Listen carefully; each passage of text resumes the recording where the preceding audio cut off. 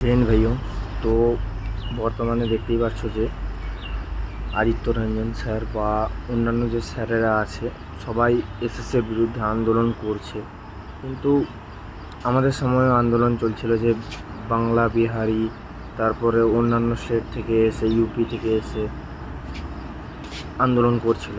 কিন্তু একটা কথা মনে রাখবে, এসএসসি তুমি এখন পরীক্ষা দিচ্ছ বা আগামীতে পরীক্ষা দেবে, তো সেক্ষেত্রে তোমার কোনো পুলিশ কেস বা কোনো এইরকম টাইপের কেসে ফাঁসাটা উচিত নয়। কারণ উড়তা তীর নেওয়াটা একদমই ভালো হবে না এখানে, ঠিক আছে? কারণ পরে হয়তো তুমি সেখানে হিয়ারিংয়ে ডাকতে থাকবে, তাতে তুমি ফেঁসে যাবে।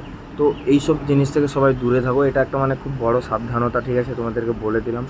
বাকি যে যার নিজের হিসাবে দেখে নেবে। কারণ ভাই আমাদের সময় অনেকে ঝামেলা করেছিল, তো ঝামেলাটা বেশি দিন চলেনি, কিন্তু এই ঝামেলাটা অনেক দিন চলবে। তো এগুলো থেকে দূরে থাকো, যা হচ্ছে হতে দেখ। তো দেখা হচ্ছে নেক্সট ভিডিওতে।